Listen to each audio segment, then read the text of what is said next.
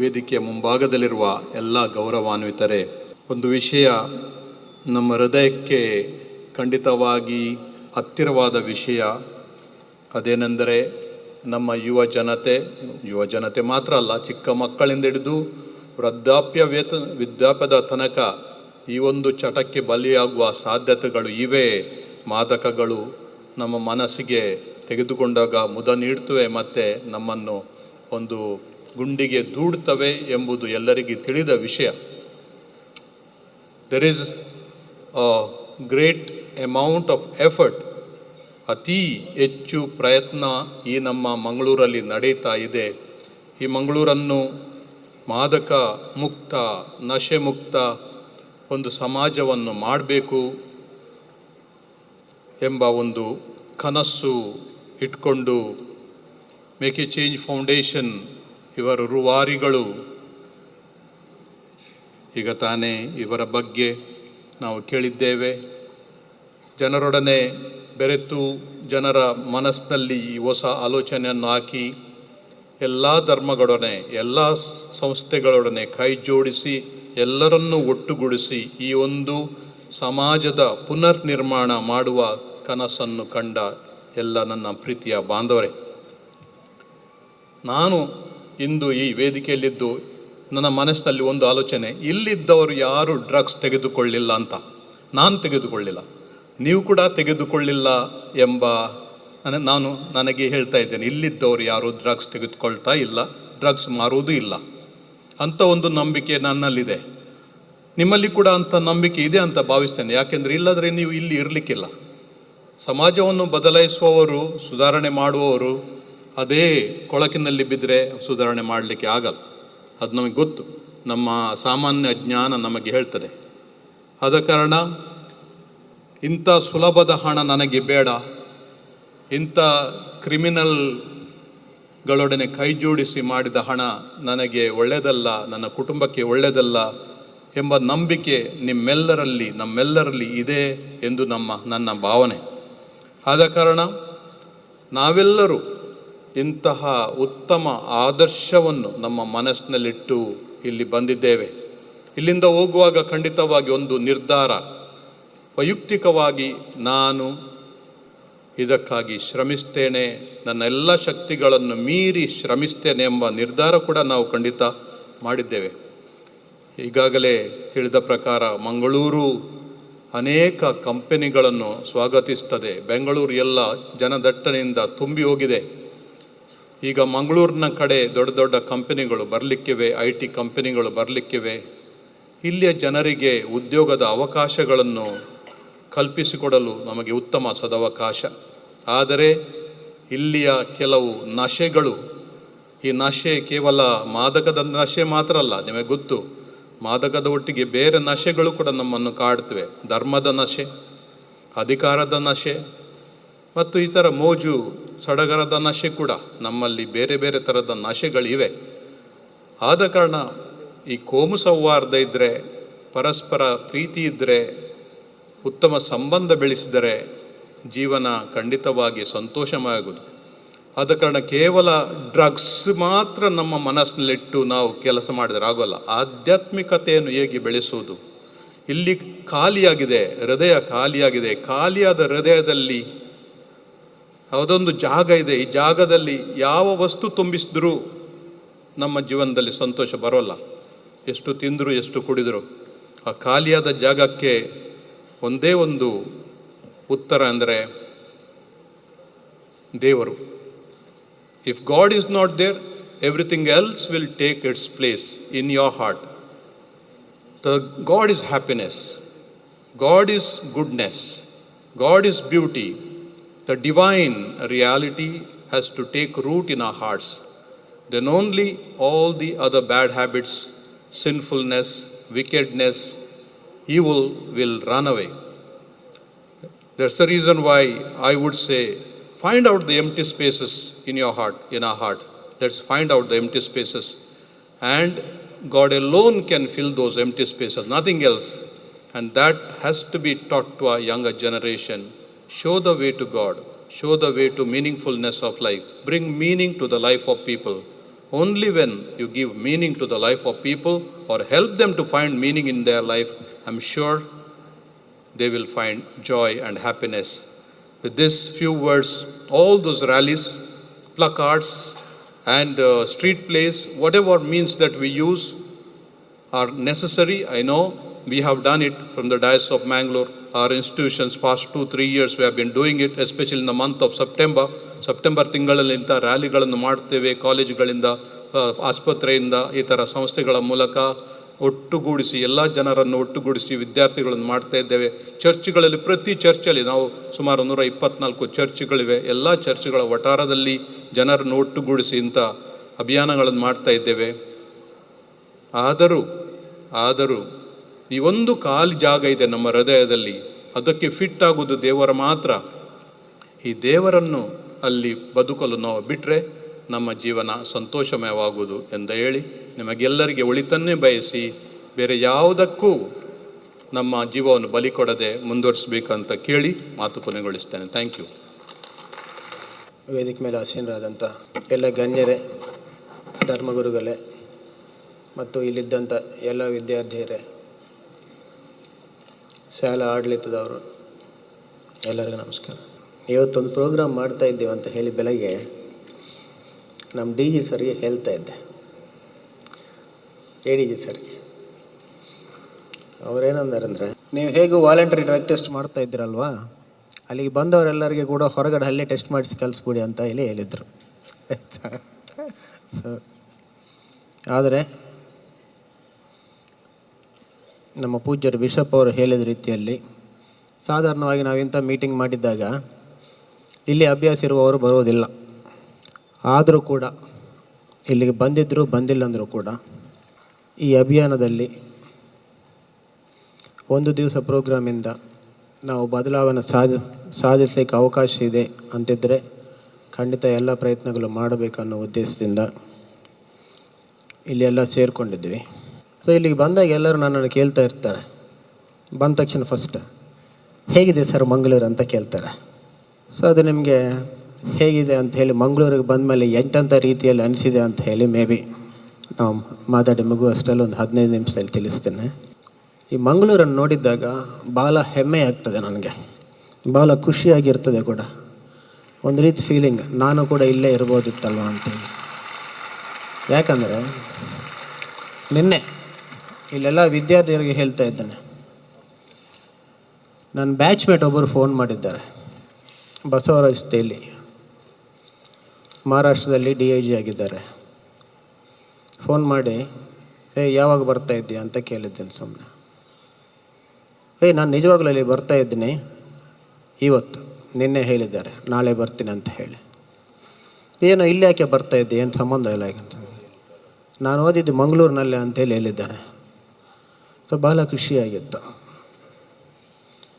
ಅವರಷ್ಟೇ ಅಲ್ಲ, ನೀವು ಕರೆಕ್ಟಾಗಿ ನೋಡಿದರೆ ನಮ್ಮಲ್ಲಿ ಕೂತಿದ್ದಂಥ ನಮ್ಮ DCP ಲಾ ಆ್ಯಂಡ್ ಆರ್ಡರ್ ಅವರು ಕೂಡ ಮಂಗಳೂರಿನಲ್ಲೇ ಓದಿದ್ದಾರೆ.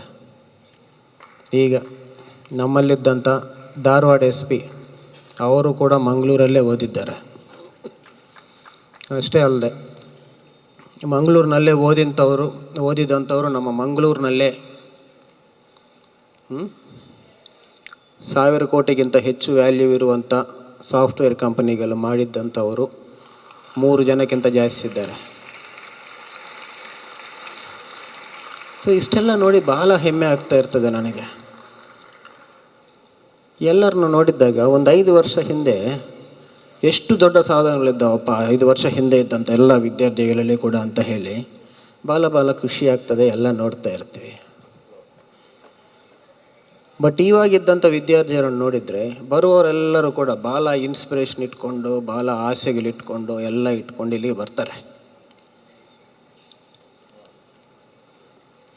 ಬಂದಮೇಲೆ ಈ ವಿದ್ಯಾರ್ಥಿಗರೆಲ್ಲರೂ ಕೂಡ ನಿಜವಾಗಲೂ ಇದೇ ರೀತಿಯಲ್ಲಿ ಎಷ್ಟು ದೊಡ್ಡ ಸಾಧನೆ ಮಾಡಲಿಕ್ಕೆ ಅವಕಾಶ ಇದೆ, ಈ ಎಲ್ಲ ಪೊಟೆನ್ಷಿಯಲ್ನ ಕೂಡ ರೀಚ್ ಆಗ್ತಾ ಇದ್ದಾರಾ ಇಲ್ವಾ ಅಂತ ನೋಡಲಿಕ್ಕೆ ಎಲ್ಲರೂ ಬರ್ತಾ ಇದ್ದಾರೆ. ಏನೇನಾಗಲಿಕ್ಕೆ ಬೆಸ್ಟ್ PU ಕಾಲೇಜಸ್ ಇದ್ದಾವೆ, medical colleges, degree colleges, professional engineering colleges, ಏನು ಬೇಕಾದರೂ ಇದ್ದಾವೆ. ಈಗ ಸದ್ಯಕ್ಕೆ ನಾವು ಆಯ್ತಪ್ಪ ಒಂದು ಸುಮ್ಮನೆ ಟೆಸ್ಟ್ ಮಾಡಿಸೋಣ ಅಂತ ಹೇಳಿಬಿಟ್ಟು ಅಲ್ಲಿ ರೋಡ್ ಮೇಲೆ ಹೋಗುವವ್ರನ್ನು ಮತ್ತು ಕಾಲೇಜ್ ಸ್ಟೂಡೆಂಟ್ಸನ್ನ ಟೆಸ್ಟ್ ಮಾಡಿಸಿದಾಗ ಪಾಸಿಟಿವ್ ಬರುವವರು ಯಾರು? ಪ್ರೊಫೆಷ್ನಲ್ ಡಿಗ್ರಿ ಓದುವಂಥ ಡಾಕ್ಟರ್ಸ್, ಇಂಜಿನಿಯರ್ಸ್, PU ಸ್ಟೂಡೆಂಟ್ಸ್, ಅವರು ಇವರಂತಲ್ಲ, ಎಲ್ಲ ರೀತಿಯಾದ ವಿದ್ಯಾರ್ಥಿಗಳು ಕೂಡ ಪಾಸಿಟಿವ್ ಬಂದಿದೆ. Which is to say that there are drugs everywhere, students drugs ತಗೊಳ್ತಾ ಇದ್ದಾರೆ ಅಂಥೇಳಿ. ಭಾಳ ಕಷ್ಟ ಅನಿಸುತ್ತೆ ನಮಗೆ ಕೂಡ. ಅದನ್ನು ನೋಡಿ ಹೆಮ್ಮೆ ಅನಿಸಿದ್ದಾಗ ಇಲ್ಲೇ ಓದ್ಕೊಂಡು ಹೋಗಿ ಅವನು ಡಾಕ್ಟ್ರಾಗಿ ಇಲ್ಲಿಂದ ಮತ್ತೆ ಬೇರೆ ಕಡೆ ಹೋಗಿ ಅಲ್ಲಿಂದ ಡ್ರಗ್ಸ್ ತೊಗೊಂಡು ಇಲ್ಲಿದ್ದ ಬಾಕಿ ಮೆಡಿಕಲ್ ಸ್ಟೂಡೆಂಟ್ಸ್ಗೆ, ಇಂಜಿನಿಯರಿಂಗ್ ಸ್ಟೂಡೆಂಟ್ಸ್ಗೆ ಸಪ್ಲೈ ಮಾಡ್ತಾ ಇದ್ದಾನೆ. ಅವನನ್ನು ಅರೆಸ್ಟ್ ಮಾಡಿದ್ವಿ ಮಂಗಳೂರು ಪೊಲೀಸರ ಕೈಯಿಂದನೇ.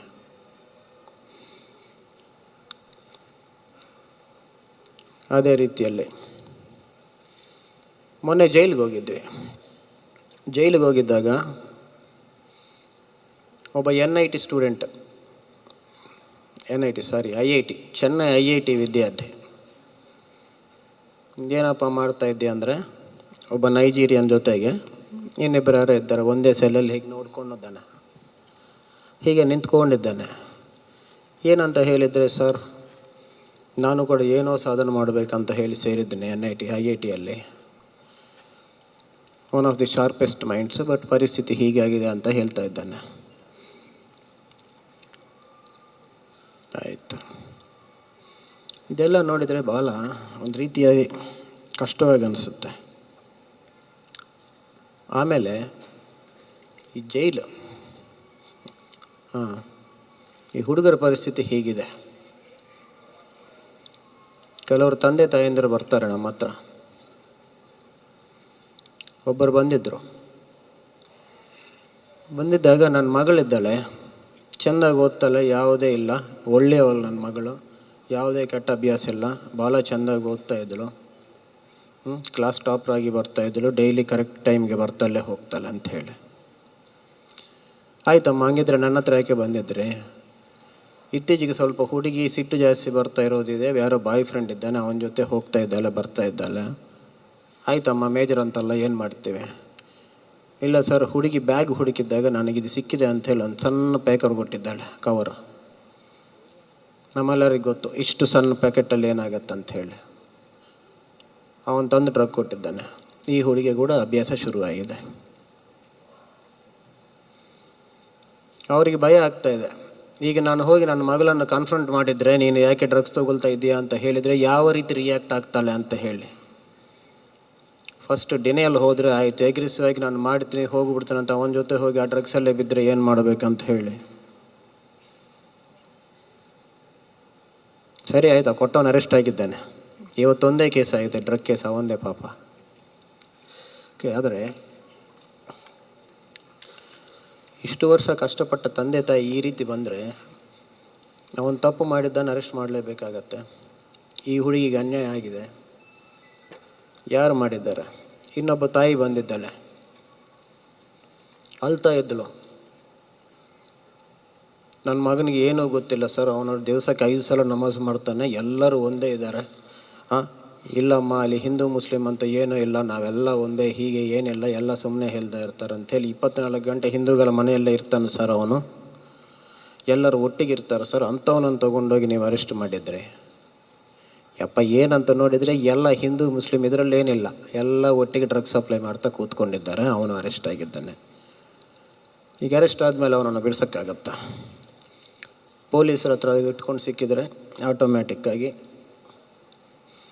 ಪೊಲೀಸ್ ಕೆಲಸ ಪೊಲೀಸ್ ಮಾಡ್ತಾರೆ. ಸೊ ಈ ಎಲ್ಲದಕ್ಕೆ ಮೂಲ ಎಲ್ಲಿದೆ ಅಂತ ತಿಳ್ಕೊಳ್ಳಿಕ್ಕೆ ಜೈಲಿಗೆ ಹೋಗಿದ್ವಿ. ಸೊ ನಾವು ಕೂಡ ನಮ್ಮ ಪೊಲೀಸ್ ಅಧಿಕಾರಿಗಳೆಲ್ಲರಿಗೆ ಕೂಡ ಸ್ವಲ್ಪ ಪ್ರಯತ್ನ ಮಾಡಿ ಅಂತ ಹೇಳಿದ್ದಾಗ ಭಾಳ ಅಚ್ಚುಕಟ್ಟಾಗಿ ಚೆಂದಾಗಿ ಪ್ರಯತ್ನ ಮಾಡಿಕೊಂಡು ಊರಲ್ಲಿದ್ದಂಥ ಡ್ರಗ್ ಪೆಡ್ಲರ್ಸ್ನ ಎಷ್ಟೋ ಜನರನ್ನು ಅರೆಸ್ಟ್ ಮಾಡಿದ್ದಾರೆ. ನಾವು ಕರೆಕ್ಟಾಗಿ ಲೆಕ್ಕ ನೋಡಬೇಕು, ನಿಮಗೆ ಫಿಗರ್ಸ್ ಕೊಡಬೇಕಂದ್ರೆ ಈಗಲೂ ಕೂಡ 120 ಜನ ನಮ್ಮ ಮಂಗಳೂರು ಜೈಲಿನಲ್ಲೇ ಡ್ರಗ್ ಪೆಡ್ಲಿಂಗ್ ಕೇಸಸಲ್ಲೇ ಒಳಗಡೆ. ಮೊದಲು 50 ಜನ ಇರ್ತಿದ್ದರು, ಈಗ 120 ಜನ ಆಗಿದ್ದಾರೆ. ಅದು ನಮಗೆ ಗೊತ್ತು ಇನ್ನೊಂದು 50 ಜನ ಕೂಡ ಇನ್ನೂ ಹೊರಗಡೆ ಇದ್ದಾರೆ. ಅವರು ಕೂಡ ಶೀಘ್ರದಲ್ಲೇ ಹೋಗಿ ಅವರೊಟ್ಟಿಗೆ ಅದರಲ್ಲಿ ಕೂತ್ಕೊಳ್ತಾರೆ, ಪೆಡ್ಲರ್ಸ್ ಎಲ್ಲರೂ ಕೂಡ. ನಮ್ಮ ಜೈಲಲ್ಲಿ 2 ರೀತಿ ಜನ ಇದ್ದಾರೆ, ಅಥವಾ 3 ಅಂದ್ಕೊಳ್ಳಿ. 80% ಈ ಜೈಲಲ್ಲಿದ್ದವರೆಲ್ಲರೂ ಕೂಡ ಯಾವುದೋ ಒಂದು ರೀತಿಯಲ್ಲಿ ಡ್ರಗ್ಸ್ ಜೊತೆಗೆ ಎಫೆಕ್ಟ್ ಆಗಿದ್ದಾರೆ. ಒಂದು ಈ 120 ಜನ ಪೆಡ್ಲರ್ಸ್, ಅಥವಾ 2ನೇ ಬ್ಯಾಚ್ ಈ 120 ಜನರು ಕೊಟ್ಟಂಥ ಡ್ರಗ್ಸ್ ತೊಗೊಂಡು ಆ ಇನ್ಫ್ಲೂಯೆನ್ಸಲ್ಲಿ ಏನೋ ಒಂದು ಅಫೆನ್ಸ್ ಮಾಡಿದಂಥವ್ರು. ಮಾತಾಡ್ತಾ ಇದ್ದಾಗ ಅವ್ರು ಹೇಳ್ತಾರೆ ಎಲ್ಲರೂ, ಏನು ಗೊತ್ತಿಲ್ಲ ಸರ್, ಏನೋ ನಶೆಯಲ್ಲಿ ಮಾಡಿಬಿಟ್ಟಿದ್ದೀನಿ ಅಂತ ಹೇಳಿ. ಸೊ ಯಾರೇ ಆವಾಗ ಅನ್ನಿಸ್ತದೆ, ನಾಳೆ ಬೆಳಗ್ಗೆ ಇಲ್ಲಿದ್ದ ಯಾರು ಬೇಕಾದರೂ ಕೂಡ ಆ ಪರಿಸ್ಥಿತಿಯಲ್ಲಿ ಹೋಗಿ ಅಲ್ಲಿರಲಿಕ್ಕೆ ಒಂದು ಅವಕಾಶ ಇದೆ. ಕಾರಣ ಏನಂದರೆ, ನಮ್ಮಲ್ಲಿ ಇದ್ದಂಥ ಒಂದು ಥಿಂಕಿಂಗ್ ಪವರ್, ಅದನ್ನು ನಾವು ಕಲ್ಕೊಳ್ತೀವಿ ಆ ಡ್ರಗ್ಸ್ ಇನ್ಫ್ಲುಯೆನ್ಸಲ್ಲಿ. ಕಲ್ಕೊಂಡಿದ್ದಾಗ ಆಟೋಮ್ಯಾಟಿಕ್ಕಾಗಿ ನಾವು ಕೂಡ ಹೋಗಿ ಆ ಜೈಲಲ್ಲಿರಲಿಕ್ಕೆ ಪ್ರತಿಯೊಂದು ಅವಕಾಶವೂ ಇದೆ. ಕೆಲವರು ತಂದೆ ತಾಯಿ ಬರ್ತಾ ಇದ್ದಾರೆ, ಏನಂತ ಹೇಳಿದ್ರೆ ಅವ್ನು ಡ್ರಗ್ಸ್ ತೊಗೊಂಡು ನನ್ನನ್ನು ಹೊಡಿತಾ ಇದ್ದಾನಂತ ಹೇಳಿ. ಅದಕ್ಕಿಂತ ಇನ್ನೇನು ಬೇಕಾಗಿದೆ?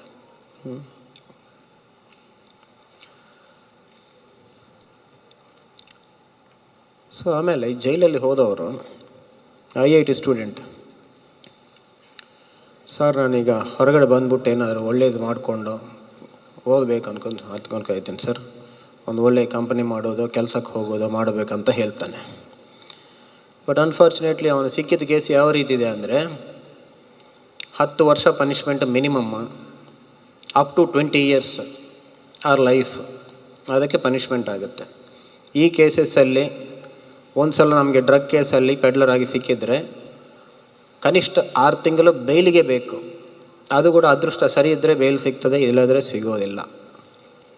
ಪೊಲೀಸರು ಏನಾದ್ರು ತಪ್ಪು ಮಾಡಿದರೆ, ನಮ್ಮವ್ರ ರೀತಿ ಈಗೇನು ಪ್ರೊಸೀಜರಲ್ಲಿ ಲ್ಯಾಬ್ಸ್ ಕೂಡ ಮಾಡ್ತಾಯಿಲ್ಲ, ಬೇಲ್ ಸಿಗೋದು ಕೂಡ ಅಸಾಧ್ಯವಾಗಿರ್ತದೆ ಎಲ್ಲರಿಗೂ ಕೂಡ. 1 ಸೆಕೆಂಡ್ ನಾವು ಒಂದು ತಪ್ಪು ಡಿಸಿಷನ್ ತೊಗೊಂಡು ಬೇರೆಯವರಿಗೆ ಡ್ರಗ್ಸ್ ಸಪ್ಲೈ ಮಾಡಲಿಕ್ಕೆ ಹೋದರೆ ಏನಾಗತ್ತಂದರೆ, ನೆಕ್ಸ್ಟ್ 10 ವರ್ಷ ಜೈಲಲ್ಲಿ ಇರ್ತೀರಿ. ನೀವು 25 ವರ್ಷ ಕಷ್ಟಪಡಿ ಯಾವ ಇಂಜಿನಿಯರ್ ಆಗಿದ್ದರೂ ಕೂಡ, ಡಾಕ್ಟರ್ ಆಗಿದ್ದರೂ ಕೂಡ, ಏನೇ ಆಗಿದ್ದರೂ ಕೂಡ ಬಾಕಿ ಲೈಫ್ ಕ್ಲೋಸ್ ಆಗುತ್ತೆ. ನಮ್ಮಲ್ಲಿದ್ದೆಲ್ಲರಿಗೆ ಕೂಡ ನಾವು ಒಂದೇ ಹೇಳ್ತಾ ಇರೋದು, ಇಲ್ಲಿ ಆ ಜೈಲಲ್ಲಿದ್ದವರೆಲ್ಲರೂ ಕೂಡ ಒಂದು 2-3 ವರ್ಷ ಹಿಂದೆ ಅಥವಾ ಒಂದು 6 ತಿಂಗಳ ಹಿಂದೆ ಅವರೆಲ್ಲರೂ ಕೂಡ ನಿಮ್ಮ ರೀತಿಯಲ್ಲೇ ಎಲ್ಲೋ ಕಾಲೇಜಲ್ಲಿ ಫ್ರೆಂಡ್ಸ್ ಜೊತೆಗೆ ಅಥವಾ ಹೊರಗಡೆ ಕೂತ್ಕೊಂಡು ಚೆಂದಾಗಿದ್ದವ್ರೆ. ಅವರು ಆ ರೀತಿ ಆಗಲಿಕ್ಕೆ ಕಾರಣ ಏನು ಅಂತ ಒಂದು ಸಲ ನಾವು ನೋಡಿದರೆ, ನಾವೆಲ್ಲ ಬರ್ತೀವಿ ಇಲ್ಲಿ ಚೆಂದಾಗಿ ಮಾತಾಡ್ಕೊಳ್ತೀವಿ, ಹೋಗ್ತೀವಿ. ಎಲ್ಲ words stay as words. These words are not turning into action.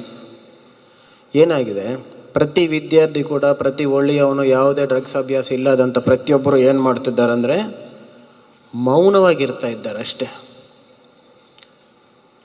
ನನ್ನ ಫ್ರೆಂಡಿಗೆ ಏನಾದರೂ ಅನ್ಯಾಯ ಆಗಿ ಅವನಿಗೆ ಡ್ರಗ್ಸ್ಗೆ ಎಡಿಕ್ಟ್ ಆಗಿದ್ದರೆ, ಅಥವಾ ಅವನಿಗೆ ಯಾರಾದರೂ ಡ್ರಗ್ಸ್ ಸಪ್ಲೈ ಮಾಡ್ತಾಯಿದ್ರೆ, ಅಥವಾ ಇವನೇ ಡ್ರಗ್ಸ್ ಸಪ್ಲೈ ಮಾಡ್ತಾಯಿದ್ರೆ, ಅದನ್ನು ನೋಡಿ ನಾನು ಏನು ಮಾಡದೆ ಸುಮ್ಮನೆ ಮೌನವಾಗಿದ್ದರೆ ನಾನು ಅವನಿಗೆ ಫ್ರೆಂಡ ಶತ್ರುವ?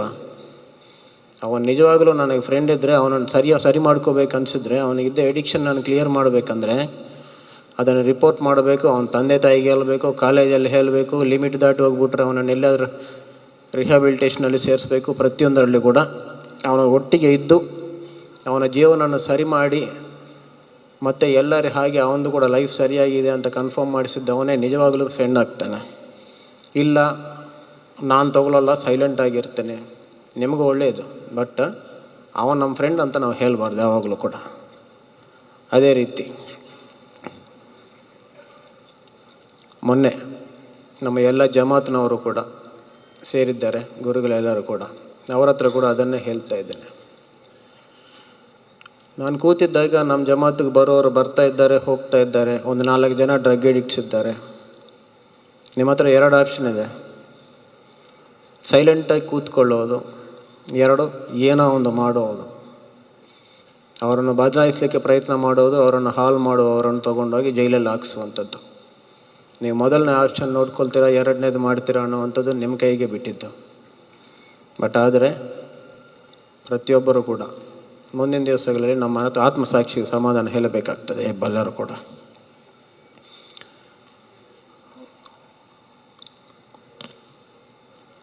ಈ ಸ್ಟೂಡೆಂಟ್ಸ್ಗೆ ಮತ್ತೆ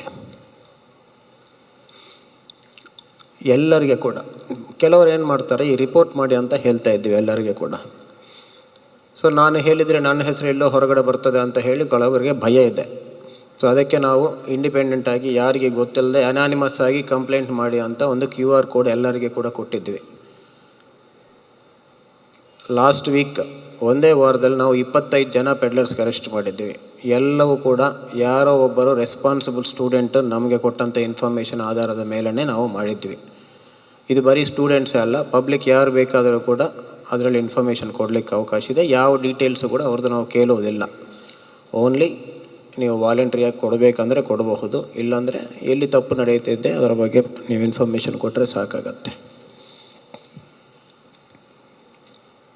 ಸೊ ಈ ರೀತಿ ಮಾತಾಡುವಾಗ ಆ್ಯಕ್ಚುಲಿ ಮೊದಲು ನಾನು ಹೇಳಿದನಲ್ಲ, ನನಗಿದ್ದಂಥ ಹೆಮ್ಮೆ, ಸಂತೋಷ ಇದೆಲ್ಲ ಕೂಡ ಸ್ವಲ್ಪ ಒಂಚೂರು ಬಾಧೆ, ದುಃಖವಾಗಿ ಬರ್ತಾ ಇರ್ತದೆ.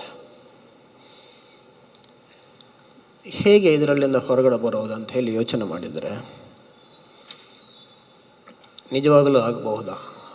ಎಲ್ಲಾದರೂ ನಮಗೆ ಒಂದು ಚಿಕ್ಕದು ರೇ ಆಫ್ ಹೋಪ್ ಎಲ್ಲಾದರೂ ಇದೆಯಾ ಅಂತ ನೋಡಬೇಕಾಗ್ತದೆ. ಸೊ ಪ್ರತಿಯೊಬ್ಬರು ಕೂಡ ಭಾಳಷ್ಟು ಹೇಳ್ತಾ ಇದ್ದರು ಫುಲ್ ಡ್ರಗ್ಸ್ ಇದೆ ಊರೆಲ್ಲ ಅಂತ ಹೇಳಿಬಿಟ್ಟು. ಅದಕ್ಕೆ ನಾವು ಕಳೆದ 6 ತಿಂಗಳಲ್ಲಿ ನಮ್ಮ ಮಂಗಳೂರಿನಲ್ಲಿ ಸುಮಾರು ಒಂದು 100 ಆಲ್ಮೋಸ್ಟ್ ಆಲ್ ಕಾಲೇಜಸ್, ಎಲ್ಲ ಕಾಲೇಜುಗಳಲ್ಲಿ ಕೂಡ ಡ್ರಗ್ ಟೆಸ್ಟಿಂಗ್ ಮಾಡಿಸಿದ್ವಿ. ಕಾಲೇಜು ಯಾಜಮಾನ್ಯದವರು ಎಲ್ಲರೂ ಕೂಡ ವಾಲಂಟ್ರಿಯಾಗಿ ಅವರವರ ವಿದ್ಯಾರ್ಥಿಯರೆಲ್ಲರಿಗೆ ಕೂಡ ಡ್ರಗ್ ಟೆಸ್ಟಿಂಗ್ ಮಾಡಿಸಿದ್ದಾರೆ. ಸುಮಾರು ಒಂದು 10,000 ಜನ ವಿದ್ಯಾರ್ಥಿಗಳಿಗೆ ಡ್ರಗ್ ಟೆಸ್ಟಿಂಗ್ ಆಗಿದೆ. ಇಷ್ಟು ಜನಕ್ಕೆ ಡ್ರಗ್ ಟೆಸ್ಟಿಂಗ್ ಆಗಿ ಕೇವಲ ಒಂದು 50 ಜನ ಮಾತ್ರ ಪಾಸಿಟಿವ್ ಬಂದಿದ್ದಾರೆ. ಬಟ್ ಆದರೆ ನಮ್ಮಲ್ಲಿ 50 ಜನ ಡ್ರಗ್ ಸೇವನೆ ಮಾಡುವವರು ವಿದ್ಯಾರ್ಥಿಯರು ನಮ್ಮ ಜೊತೆಗೇ ಇದ್ದಾರೆ ಅಂತ ಹೇಳಿ ಒಂದು ಎವಿಡೆನ್ಸ್ ಕೂಡ. ಅದು ನಂಬರ್ ಕಡಿಮೆ ಇದೆ, ಅದು ಒಂದು ಸಣ್ಣ ಹೋಪ್. ಅದು 50 ಇದ್ದರೆ 50 ನಾವು 0ಗೆ ತರಬಹುದು ಅನ್ನುವಂಥ ಒಂದು ಆಶೆ. ಅದನ್ನು 50 0 ಮಾಡಬೇಕಾದ್ರೆ ಈಗ ನಾವೇನು ಮಾತಾಡ್ತಾ ಇದ್ದೀವಿ, ಈ ಮಾತುಗಳನ್ನು ಆ್ಯಕ್ಷನಾಗಿ ಚೇಂಜ್ ಮಾಡಿದರೆ ಎಲ್ಲರೂ ಕೂಡ ಅವರ ರೋಲ್ ಏನಿದೆ ಅಂತ ಅರ್ಥ ಮಾಡಿಕೊಂಡು ಮಾಡಿದರೆ, ಸ್ಟೂಡೆಂಟ್ಸ್, ಪೇರೆಂಟ್ಸ್, ಗುರುಗಳು, ಕಾಲೇಜ್ ಯಾಜಮಾನ್ಯ ಎಲ್ಲರೂ ಮಾಡಿದರೆ ನಮ್ಮ ಎಲ್ಲ ಕ್ಯಾಂಪಸ್ಸು, ಸೊಸೈಟಿಯನ್ನು ಕೂಡ ಕಂಪ್ಲೀಟಾಗಿ ಡ್ರಗ್ ಫ್ರೀ ಮಾಡಬಹುದು ಅಂತ ಹೇಳಿ ನಾನು ನಂಬ್ತೇನೆ. ಪ್ರತಿಯೊಬ್ಬ ವಿದ್ಯಾರ್ಥಿ ಕೂಡ ಒಂದು, ನಾನು ಡ್ರಗ್ಸ್ ತಗೊಳ್ಳೋದಿಲ್ಲ, ದೂರವಾಗಿರ್ತೀನಿ. ಎರಡನೇದು, ಬೇರೆಯವರು ತಗೊಳ್ತಾ ಇದ್ದರೆ ನಾನು ಮೌನವಾಗಿ ಇರೋದಿಲ್ಲ, ರಿಪೋರ್ಟ್ ಮಾಡ್ತೀನಿ. ನಮ್ಮ ಕ್ಯಾಂಪಸ್ಸಲ್ಲಿ, ನಮ್ಮ ಸ್ಕೂಲಲ್ಲಿ, ನಮ್ಮ ಕಾಲೇಜ್ ಸುತ್ತಮುತ್ತ ಯಾರಾದರೂ ಡ್ರಗ್ಸ್ ಪೆಡ್ಲಿಂಗ್ ಮಾಡ್ತಾಯಿದ್ರೆ ಅಥವಾ ಮಾರಾಟ ಮಾಡ್ತಾಯಿದ್ರೆ ಅವ್ರ ಬಗ್ಗೆ ನಾನು ರಿಪೋರ್ಟ್ ಮಾಡ್ತೀನಿ. ಅನಾನಿಮಸ್ ಆಗಿ ಮಾಡ್ಬೋದು, ಸಮಸ್ಯೆನಿಲ್ಲ. ಸೊ ಇಂಥ ಒಂದು ನಿರ್ಣಯ ತಗೊಂಡ್ರೆ ಖಂಡಿತ ಮಾಡಬಹುದು. ಕಾಲೇಜಿನವರೆಲ್ಲರಿಗೆ ಕೂಡ ಎಸ್ಪೆಷಲಿ ಅಡ್ಮಿಷನ್ ಟೈಮಲ್ಲಿ ಬರುವಂಥ ಎಲ್ಲ ವಿದ್ಯಾರ್ಥಿಯರಿಗೆ ಕೂಡ ನೀವು ಡ್ರಗ್ ಟೆಸ್ಟಿಂಗ್ ಮಾಡಿಸಿ. ಆಮೇಲೆ ಎವ್ರಿ 3 months ಒನ್ಸ್ ನಾವು ಡ್ರಗ್ ಟೆಸ್ಟಿಂಗ್ ಮಾಡಿಸ್ಕೊಳ್ಳೋದು. ಮಾಡಿಸಿದ ಮೇಲೆ ಯಾರಾದರೂ ಪಾಸಿಟಿವ್ ಬಂದರೆ ಎಲ್ಲರನ್ನೂ ರಿಹ್ಯಾಬಿಲಿಟೇಷನ್ ಮಾಡಿಸೋವಂಥದ್ದು. ಅದೇ ರೀತಿ ಎಲ್ಲ ಜಮಾತಲ್ಲಿ ಕೂಡ ಯಾರಾದರೂ ಹುಡುಗರು ಈ ಡ್ರಗ್ಸ್ಗೆ ಎಡಿಕ್ಟ್ ಆಗಿದ್ದಾರೆ ಅಂತ ಅನುಮಾನ ಬಂದರೆ ಅವ್ರ ಬಗ್ಗೆ ಕಾಳಜಿ ತಗೊಳ್ಳುವಂಥದ್ದು. ಮುಖ್ಯವಾಗಿ ತಂದೆ ತಾಯಿ, ನಮ್ಮ ಮಕ್ಕಳು ಯಾವ ರೀತಿಯಲ್ಲಿ ಬೆಳೀತಾ ಇದ್ದಾರೆ, ಅವ್ರ ಕ್ಯಾರೆಕ್ಟ್ರಲ್ಲಿ ಏನಾದರೂ ಚೇಂಜ್ ಆಗ್ತಾ ಇದೆಯಾ, ಅವ್ರ ರೆಸ್ಪಾನ್ಸಲ್ಲಿ, ಬಿಹೇವಿಯರಲ್ಲಿ ಗ್ರೇಡ್ಸ್ ಏನಾದರೂ ಸಡನ್ನಾಗಿ ಡ್ರಾಪ್ ಆಗ್ತಾ ಇದೆಯಾ, ಸಡನ್ನಾಗಿ ಅಗ್ರೆಸಿವ್ ಆಗ್ತಾ ಇದ್ದಾರಾ, ಇವ್ರದ್ದು ಫ್ರೆಂಡ್ ಸರ್ಕಿಲ್ ಯಾವ ರೀತಿ ಆಗ್ತಾಯಿದೆ ಅನ್ನುವಂಥದ್ದು ನೋಡಿಕೊಳ್ಳುವಂಥದ್ದು. ನೆಕ್ಸ್ಟ್, ಅವರಿಗೆ ಎಷ್ಟು ಬೇಕಾಗತ್ತೆ ಅಷ್ಟೇ ಹಣ ಕೊಡುವಂಥದ್ದು. ಈ ಡ್ರಗ್ಸ್ಗೆ ನಾವು ಫಸ್ಟ್ ಸ್ಟಾರ್ಟ್ ಮಾಡಬೇಕಾದ್ರೆ 2-3 ಕಾರಣ. ಒಂದು, ನಮ್ಮ ಫ್ರೆಂಡ್ಸ್ ಎಲ್ಲ ಮಾಡ್ತಾಯಿದ್ದಾರೆ, ನಾನು ಮಾಡ್ತಿದ್ದೀನಿ, ಪಿಯರ್ ಪ್ರೆಷರ್ ಇರ್ತದೆ. 2, ಬೇಕಾಗಿದ್ದಕ್ಕಿಂತ ಜಾಸ್ತಿ ಹಣ ನನ್ನ ಕೈಯಲ್ಲಿರಬೇಕು. ಇನ್ನೊಂದು, ಒಂದು ಸಲ ಎಕ್ಸ್ಪೆರಿಮೆಂಟ್ ಮಾಡಿ ನೋಡೋಣ ಅಂತೇಳಿ ಒಂದು ಫೀಲಿಂಗ್ ಇರಬೇಕು. ಅಲ್ಲಿಂದ ಸ್ಟಾರ್ಟ್ ಮಾಡಿಕೊಂಡು ಎಲ್ಲ ಹಾಳಾಗ್ತಾ ಇರೋದು. ಈ ಸ್ಟೇಜ್ ಕಟ್ಟಾಗಬೇಕಂದ್ರೆ ಪೇರೆಂಟ್ಸ್ ರೋಲ್ ಭಾಳ ಇಂಪಾರ್ಟೆಂಟ್ ಆಗುತ್ತೆ. ಇಲ್ಲಿ ಎಲ್ಲರೂ ಕೂಡ ಅವರವರ ರೋಲ್ ಕರೆಕ್ಟಾಗಿ ಪ್ಲೇ ಮಾಡಿ ಈ ನಶಾಮುಕ್ತ ಮಂಗಳೂರಿಗಾಗಿ ಪ್ರತಿಯೊಬ್ಬರು ಕೂಡ ಪ್ರಯತ್ನ ಮಾಡಿದರೆ ಖಂಡಿತವಾಗಿ ನಮ್ಮಿಂದ ಈ ಲಕ್ಷ್ಯವನ್ನು ಸಾಧಿಸಲಿಕ್ಕೆ ಅವಕಾಶ ಇದೆ. ಇನ್ನೊಂದೇನೆಂದರೆ, ಇಲ್ಲಾದರೂ ಡ್ರಗ್ ಎಡಿಕ್ಟ್ಸ್ ಇದ್ದರೆ ನಮ್ಮವರೆಲ್ಲರೂ ಕೂಡ ಅವನೊಬ್ಬ ಕಲ್ಲ ಇದ್ದಂಗೆ ದೂರ ಕಲ್ಲಾಕುವುದು ಅದು ಇದು ಮಾಡೋದು, ಕಲ್ಲನ್ನು ನೋಡಿದಂಗೆ ಮಾಡೋದು, ಇದೆಲ್ಲ ಇರ್ತದೆ. ಆದರೆ 2-3 ರೀತಿ ಜನ ಇದ್ದಾರೆ, ಎಲ್ಲ ಸಾಧನೆ ಮಾಡಿದ್ದವರು. ಯಾವಾಗಲೂ ಕೂಡ ಯಾವ ಕೆಟ್ಟ ಚಟ ಹತ್ರ ಕೂಡ ನಾನು ಹೋಗಲೇ ಇಲ್ಲ ಅನ್ನುವಂಥವ್ರು 1. 2, ನನ್ನ ಕೆಟ್ಟ ಚಟಗಳಿದ್ದಾವೆ, ಅದನ್ನು ಬಿಟ್ಟುಕೊಡ್ತೇನೆ, ನಾನು ಸಾಧನೆ ಮಾಡ್ತೇನೆ ಅನ್ನುವಂಥವ್ರು 3ನೇದು, ನನ್ನ ಕೆಟ್ಟ ಚಟಗಳಿತ್ತು, ನಾನು ಎಲ್ಲವನ್ನು ಬಿಟ್ಟುಕೊಟ್ಟಿದ್ದೀನಿ, ಈಗ ಪರ್ಫೆಕ್ಟ್ ಆಗಿದ್ದೀನಿ, ನನಗೆ ಬೇಕಾಗಿದ್ದ ಸಾಧನೆ ಮಾಡಿದ್ದೀನಿ, ಮಾಡ್ತಾಯಿದ್ದೀನಿ ಅನ್ನುವಂಥವ್ರು. ಒಬ್ಬನು ಈಗಾಗಲೇ ಡ್ರಗ್ ಅಡಿಕ್ಟ್ ಆಗಿದ್ದರೆ ಅದಕ್ಕೇನು ಸಮಸ್ಯೆ ಏನಿಲ್ಲ. ಹೌದು, ನಾನು ಡ್ರಗ್ ಅಡಿಕ್ಟು, ನಾನು ಈ ಅಭ್ಯಾಸವನ್ನು ಬಿಡಬೇಕು ಅಂದ್ಕೊಳ್ತಾ ಇದ್ದೇನೆ, ಸಂಪೂರ್ಣವಾಗಿ ನಾನು ಪರ್ಫೆಕ್ಟ್ ಆಗಬೇಕಂತ ಅನ್ಕೋತಾ ಇದ್ದೀನಿ ಅಂತ ಹೇಳಿ ಯಾವ ದಿವಸ ನೀವು ಆ್ಯಕ್ಸೆಪ್ಟ್ ಮಾಡಿಕೊಂಡು ಹೊರಗಡೆ ಬರ್ತೀರೋ ಅದೇ ದಿವಸ ನಿಮ್ಮ ಡೆವಲಪ್ಮೆಂಟ್ ಸ್ಟಾರ್ಟ್ ಆಗ್ತದೆ.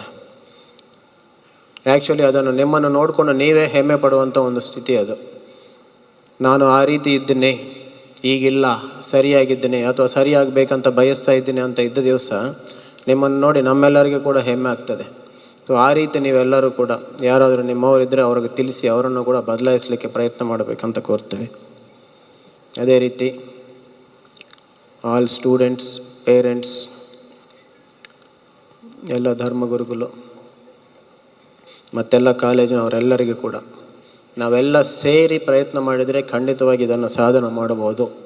ನಾವು ಮಾಡ್ತಾ ಇರುವಂಥ ಇದು ಬರೀ ಅವೇರ್ನೆಸ್ ಮತ್ತು ಭಾಷಣ ಕೊಡಲಿಕ್ಕೆ ಮಾತ್ರ ಅಲ್ಲ, ಇದನ್ನು ನಾವು ಆ್ಯಕ್ಷನ್ ಆಗಿ ಚೇಂಜ್ ಮಾಡಿ ಖಂಡಿತವಾಗಿ ಮುಂದಿನ ದಿವಸಗಳಲ್ಲಿ ನಶಾಮುಕ್ತ ಮಂಗಳೂರಿಗಾಗಿ ನಾವು ಸಾಧನೆ ಮಾಡೋಣ ಅಂತ ಹೇಳಿ ಎಲ್ಲರೂ ಕೂಡ ಕೈ ಜೋಡಿಸಿ ಪ್ರಯತ್ನ ಮಾಡೋಣ ಅಂತ ತಿಳಿಸ್ತಾ ನನ್ನ ಮಾತು ಮುಗಿಸ್ತೇನೆ. ಧನ್ಯವಾದಗಳು. ಸುದ್ದಿ ಚಾನಲ್, ಕ್ಷಣ ಕ್ಷಣದ ಸುದ್ದಿಗಾಗಿ. ಅತ್ತೆ, ಇದು ನನ್ನ ಬರ್ಡೇ ಗಿಫ್ಟು. ಇದೆಲ್ಲ ಜೀವನದಲ್ಲಿ ನನಗೋಸ್ಕರ ತಗೊಂಡ್ಬಂದಿದ್ದಾರೆ. ನಿನ್ ಮೇಲೆ ತುಂಬಾ ಚೆನ್ನಾಗಿ ಕಾಣುತ್ತೆ. ಇದು ತುಂಬಾ ಚೆನ್ನಾಗಿದೆ ಅಲ್ವಾ? ತುಂಬಾ ಚೆನ್ನಾಗಿದೆ.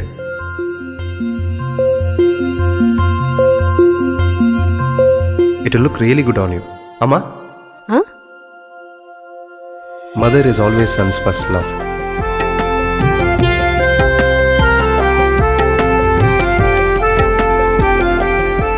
ಪ್ರತಿ ಪೀಳಿಗೆಯ ಪ್ರೀತಿಯ ಮಳಿಗೆ GL ಆಚಾರ್ಯ ಜುವೆಲ್ಲರ್ಸ್.